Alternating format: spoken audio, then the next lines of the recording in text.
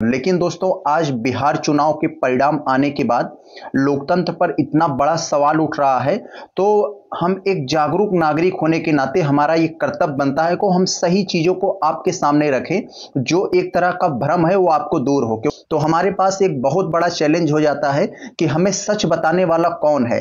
तो दोस्तों आज हम सारी चीजों से दलदल से हटकर, पार्टी से हटकर, जात पात से ऊपर उठकर हम ये चुनावी विश्लेषण करने जा रहे हैं कि आखिर बिहार चुनाव के नतीजे इतना अप्रत्याशित क्यों हुए, आखिर ऐसा परिणाम क्यों आया।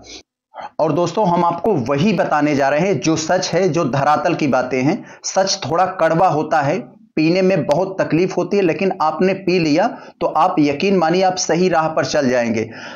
दोस्तों बिहार चुनाव के नतीजों का विश्लेषण करने से पहले हम आपको कुछ डिस्क्लेमर के रूप में कुछ आपको बताना चाहते हैं कि अभी हम जिसे वोट चोरी, SIR, EVM, प्रधानमंत्री जी की वो जो आक्रामक भाषा है, गुंडा राज, जंगल राज, ये सब को अभी हम छोड़ देते हैं। ये सब भी एक बड़ा मुद्दा था, लेकिन इन सब के थोड़ा सा हम परे हटकर सोचे कि आखिर है क्या सच्चाई। तो दोस्तों हम इसमें कुछ 5 पॉइंट बताएंगे। 5 पॉइंट का हमने खुद विश्लेषण किया, देर से किया, दुरुस्त किया, वही 5 पॉइंट आपके सामने रखने जा रहे हैं। अगर आप इस बातों को समझ लिए तो यकीन मानिए आपको समझ में आ जाएगा कि हमारा लोकतंत्र कहां जा रहा है, किस दिशा में जा रहा है। आने वाले समय में हमारी पीढ़ियों का, आने वाले समय में जो हमारे देश की लोकतंत्र की दशा और दिशा क्या होगी ये तय होगा। तो सबसे पहले पहला पॉइंट में हम आपसे ये बात करना चाहते हैं माहौल के बारे में।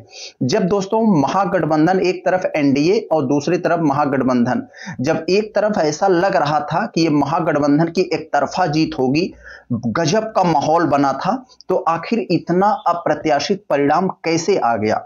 तो दोस्तों आपको समझना होगा कि हमारा जो सोशल मीडिया है ना, वो उसका एल्गोरिदम ऐसे काम करता है कि जो आप सुनते हैं, जिसमें इंटरेस्ट रखते हैं, वही आपके पास आता है और उसी को आप देखते हैं। दोस्तों ऐसे बहुत बड़े बड़े यूट्यूबर्स हैं जो वही बात करते हैं जो उनकी ऑडियंस सुनना चाहती है। वो धरातल की बातें, सच्चाई वगैरह कुछ नहीं बताते हैं, सिर्फ अपने ऑडियंस को ध्यान में रखकर वही वीडियो, वही मसालेदार चटकार खबरें बनाते हैं जो उनके ऑडियंस को अच्छा लगे, जिससे उनकी कमाई बेहतर हो। वो धरातल की बातें नहीं कर पाते हैं। एक तरफ तो हमारा गोदी मीडिया हो गया, दिन भर सरकार की चाटुकारिता करता है, और दोस्तों दूसरी तरफ यही बड़े बड़े यूट्यूबर्स जो विपक्ष के वोटर्स को इंगेज करके रखे रहते हैं, वो उन्हें वही सुनाना चाहते हैं जो वो सुनना चाहते हैं।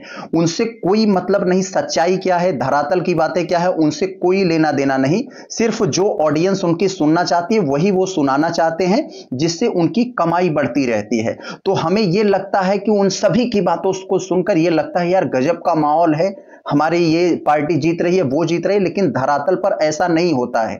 अगर कोई व्यक्ति सच्चाई बताने का प्रयास करता है तो हम उसको गोदी मीडिया या कुछ ऐसी गालियां देकर उसे हटा देते हैं, अरे यार ये तो फर्जी बात कर रहा है। और दोस्तों ऑडियंस में ये सबसे बड़ी कमी है, वो आंख मूंद कर किसी पर भी विश्वास कर लेता है। वो ये पता करने का प्रयास ही नहीं करता कि आखिर सच्चाई क्या है, जो सामने वाला बोल रहा है उसकी बातों में कितना दम है। तो ये आपको समझना पड़ेगा। दूसरे पॉइंट में बात करने जा रहे हैं कि जो विपक्ष की पार्टियां हैं जो बैक टू बैक हार रही हैं, उनके पास बूथ लेवल के कार्यकर्ता ही नहीं है। जी हां, उनके पास ऐसी क्षमता नहीं है कि ये जो सांसदीय या विधायकी के चुनाव हैं उनको पंचायती चुनाव की तरह लड़ सकें। जी हां दोस्तों, आप लोग जानते हैं पंचायती चुनाव को एक ऐसा कठिन चुनाव होता है जिन्हें हर एक व्यक्ति से आपको मिलना पड़ता है, 1 बार 2 बार 3 बार।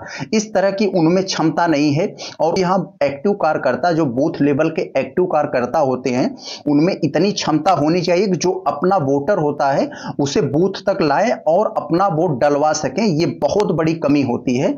जो विपक्ष की पार्टियां जो बैक टू बैक हार रही हैं, उनमें यह सबसे बड़ी कमी है।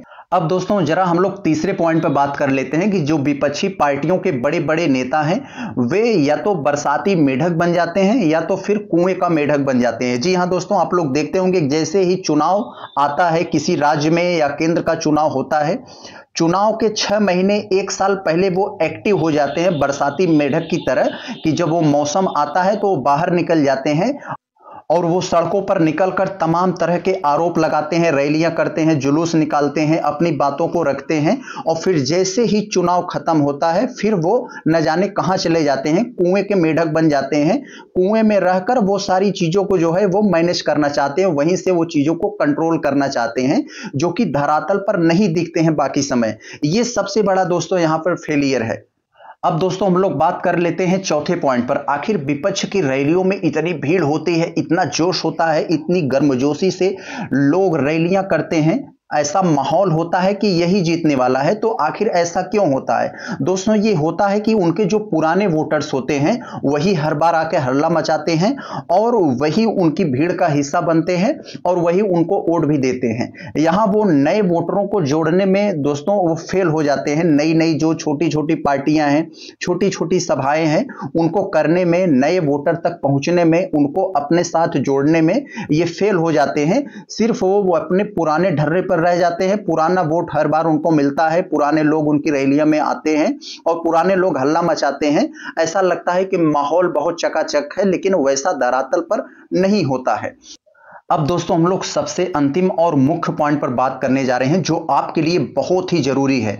दोस्तों आपने देखा होगा कि मोदी सरकार को चाहे जहां भी चुनाव हो, चाहे जिस राज्य में चुनाव हो, चाहे आप उदाहरण के तौर पर देख सकते हैं ओडिशा, छत्तीसगढ़, हरियाणा, मध्य प्रदेश, महाराष्ट्र, दिल्ली और अब बिहार को आप लोगों ने देखा होगा, जब भी चुनाव आता है वो आचार संहिता की धज्जियां उड़ाते हुए चुनाव की घोषणा जैसे होने वाली रहती है, वो महिलाओं के खाते में रेवड़ियां टाइप का ऐसा कुछ डाल देते हैं और महिलाएं अपने सारे घर परिवार की बातें न सुनते हुए वो जाकर उनको जो है एक तरह का जो है वोट डाल देती हैं और महिलाएं इनका प्रछन्न वोटर बन जाती हैं, जिसके कारण अप्रत्याशित रिजल्ट आता है, जो आपके सी वोटर्स में नहीं आ पाता है, आपके एग्जिट पोल में नहीं आ पाता है और लोगों को पता नहीं होता है। उनका बेटा सड़क पर लाठियां खाता है, उनका पति पलायन करके किसी दूसरे राज्य में जाता है, 10-5 हजार के लिए मजदूरी करता है, लेकिन वो 10-5 हजार रुपए इकट्ठा पा जाते हैं तो उनको लगता है कि यही दुनिया है, ऐसा हमेशा मिलेगा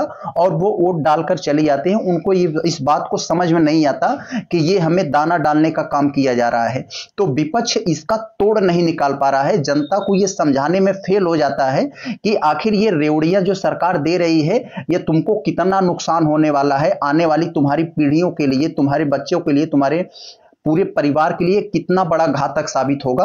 तो विपक्ष इन रेवड़ियों का एक तरह का तोड़ नहीं निकाल पा रहा है कि उनको जो सरकार समय समय पर रेवड़ियां, जैसे ही चुनाव आता है रेवड़ियां बांटती है, तो विपक्ष उस रेवड़ियों का तोड़ निकालने में, जनता को समझाने में फेल हो जाता है। तो दोस्तों यही सब ये सब तो मैंने विपक्ष की कमियों को बताया और दोस्तों इन सब से भी नहीं नकारा जा सकता है कि इलेक्शन कमीशन किस तरह से भारतीय जनता पार्टी के सदस्य टाइप का बनकर चुनाव लड़ रहा है। जैसे ही चुनाव जहां आता है वहां एसआईआर करवाना, ईवीएम का मुद्दा तो एक रहा ही है और अपने प्रधानमंत्री मोदी जी ने तो अपने भाषा का, अपनी पद की गरिमा का तो पूरा स्तर ही गिरा दिया चुनावी लेवल का। भोजपुरी गाना सुन सुन के बिहार में आते थे प्रचार करने। मारब सिक्सर के 6 गोली छाती में। तो ये सब एक बड़ा कारण है। इस पर एक अलग मुद्दे से, एक अलग टाइप से हम वीडियो बनाएंगे। लेकिन दोस्तों आज जो सच्चाई है, जो धरातल की बातें हैं कि आखिर जो है विपक्ष बैक टू बैक हर चुनाव क्यों हार रहा है। अभी देखेंगे कि यही जैसा हाल अभी आप लोगों ने देखा, हाल ही में दिल्ली में ऐसा हुआ, बिहार में हुआ, अभी पश्चिम बंगाल में होगा और ऐसा ही अप्रत्याशित रिजल्ट आपको उत्तर प्रदेश में 2027 में देखने को मिल सकता है। अगर इस पे विपक्ष काम नहीं किया, अपने बूथ लेवल के कार्यकर्ताओं को जो है जागरूक नहीं किया, बूथ लेवल के कार्यकर्ताओं को एक्टिव नहीं किया, एक तरह का जो फर्जी माहौल है उससे बाहर नहीं निकला, कुएं के मेढक और बरसाती मेढक की जैसी समस्या को जो ग्रसित है उनसे अगर छुटकारा नहीं पाया, तो आने वाले समय में ऐसा ही कुछ हाल होगा।